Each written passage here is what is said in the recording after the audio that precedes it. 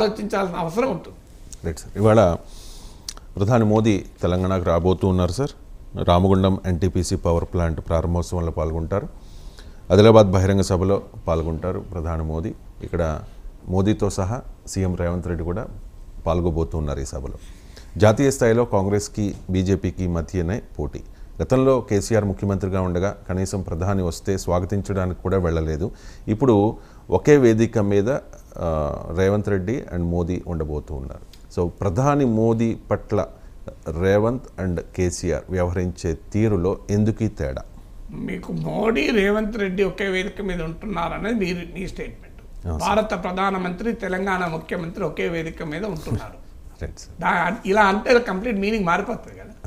ఏం భారత ప్రధానమంత్రి వచ్చినప్పుడు అది అభివృద్ధి ప్రాజెక్టులు అయినప్పుడు తెలంగాణ ముఖ్యమంత్రి ఉండాలా వద్దా?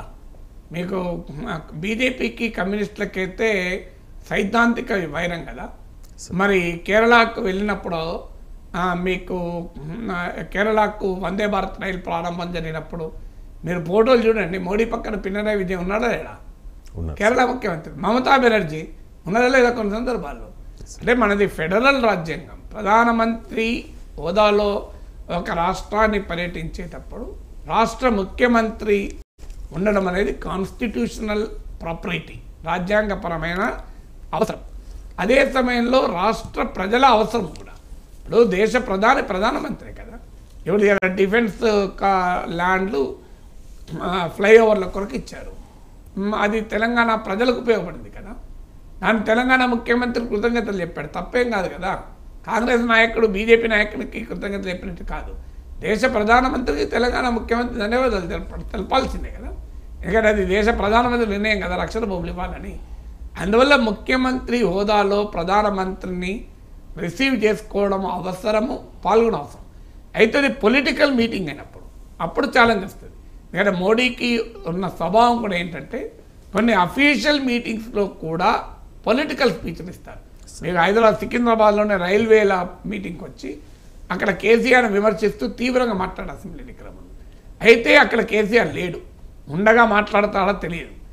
ఉండగా రేవంత్ రెడ్డి ఉండగా కాంగ్రెస్ పార్టీ పైన మోడీ పొలిటికల్ స్పీచ్లు ఇచ్చారనుకోండి, అది ప్రధానమంత్రి స్థాయికి తగదు. అలా చేయడమే మనం ఆశించుదాం. ఇక్కడ అసలు అఫీషియల్ మీటింగ్లోనే పొలిటికల్ మనం చర్చించాం కూడా. అది అఫీషియల్ మీటింగ్లో ప్రైమ్ మినిస్టర్ ఇలా మాట్లాడచ్చా అని మాట్లాడకూడదు అది. కానీ రైల్వే మీటింగ్లో మాట్లాడాడు ఇక్కడే.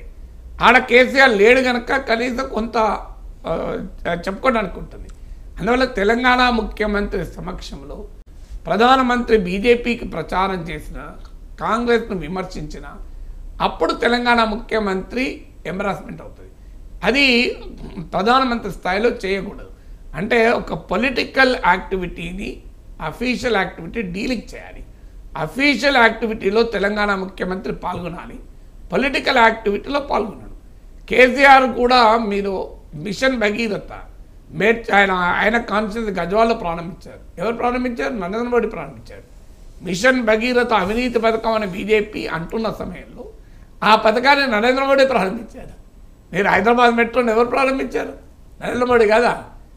అది తర్వాత బీజేపీ దుబ్బాకలో గెలిచిన తర్వాత బీజేపీ తనకు ప్రత్యర్థి అవుతుందని భావించి అప్పుడు మోడీతో తనకు ఏదో ఘర్షణ అనే వాతావరణాన్ని క్రియేట్ చేయడానికి తానేదో బీజేపీకి వ్యతిరేకంగా అసలు సిసలు పోరాటం చేస్తున్న తమ పార్టీ అనే భావన కలిగించడానికి నరేంద్ర మోడీ వచ్చినప్పుడు రాకపోవడం ఇవన్నీ మొదలైంది. That is unacceptable. అది గవర్నర్తోనైనా రాష్ట్రపతితోనైనా కొన్ని అంశాలలో మనం డీసెన్సీ మెయింటైన్ చేయాల్సిందే. అందులో రాజ్యాంగబద్ధమైన హోదాల్లో ఉన్న వ్యక్తులు ఆ డీసెన్సీ అనివార్యంగా మెయింటైన్ చేయాలి. ఇప్పుడు ఉదాహరణకు నరేంద్ర మోడీ వస్తాడు అనుకుందాం, మీరు నేను లేచి నిలబడి గౌరవంగా అనమా అని చెప్పి ఈ సీట్లో కూర్చొని విశ్లేషించే సమయంలో అనేకసార్లు మోడీని ప్రశ్నిస్తూ మాట్లాడాం. రేవంత్ రెడ్డి వచ్చాడు అనుకోండి, మనం గౌరవంగా మాట్లాడమా? ఎందుకంటే ముఖ్యమంత్రి ప్రధానమంత్రి నరేంద్ర మోడీ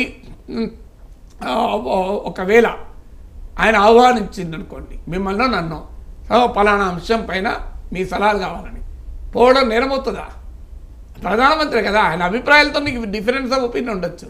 కానీ అదొక అరుదైన అవకాశం కదా దేశ ప్రధానికి ఒక అంశం మనం రిప్రజెంట్ చేసుకునే అవకాశం వస్తుంది కదా Yes, sir. ప్రజల తరఫున. అందువల్ల నేను ఈవెన్ ముఖ్యమంత్రులు కలిసినప్పుడు కూడా తప్పు కాదంటాను ఎప్పుడైనా. Yes, sir. అందువల్ల ఇది మనకు రాజకీయాలు అంత పర్సనల్ రైవల్రీ ఉండొద్దండి. Yes. కాన్స్టిట్యూషనల్ డీసెన్సీ మెయింటైన్ చేయాలి, Yes, sir. Even personal decency కూడా మెయింటైన్ చేయాలి. sir. వ్యక్తిగతంగా కూడా ఒక అంశం పైన పొలిటికల్ ఒపీనియన్ చెప్పడం వేరు, ఒక పార్టీ విధానాన్ని ప్రశ్నించడం వేరు, ఒక నాయకుని వ్యాఖ్యలను తప్పుపట్టడం వేరు. కానీ ఆ నాయకుల పట్ల వ్యక్తిగతమైన ఉండాల్సిన అవసరం లేదు. Yes, sir. You have to respect leaders. వాళ్ళు వ్యక్తిగతంగా చాలా దుర్మార్గుడు అయితే వేరే విషయం, కానీ వ్యక్తిగతంగా ఎందుకు ఇవ్వకూడదండి? ఇంకోటి, ప్రత్యర్థిలో కూడా మంచితనాన్ని గౌరవించాలి. అర్జునుడిని భీష్మాచార్యుడు పొగుడుతున్నప్పుడు ద్రోణుడు మాట అంటాడు, ద్రోణాచార్యుడు పొగుడుతాడు, వచ్చేటివాడు ఫల్గుణుడు అయితే అని. దానికి కర్ణుడు అభ్యంతరం చెప్తే అశ్వత్థామ అంటాడు, ప్రత్యర్థి కూడా వీరుడైనప్పుడు దాన్ని ప్రశంసించడం వీరుల లక్షణం అంటాడు. అందువల్ల నరేంద్ర మోడీలో ఉన్న గొప్పతనం ఉంటే దాన్ని అభినందించాలి. అందువల్ల నరేంద్ర మోడీ భారతదేశ ప్రధానమంత్రి. తెలంగాణ ప్రజలకు కూడా ఆయనే ప్రధానమంత్రి. అందువల్ల తెలంగాణ ముఖ్యమంత్రి భారత ప్రధానమంత్రి హోదాలో నరేంద్ర మోడీ కార్యక్రమాల్లో పాల్గొనడం సరైంది, తెలంగాణ ప్రజలకు అవసరమైంది కూడా.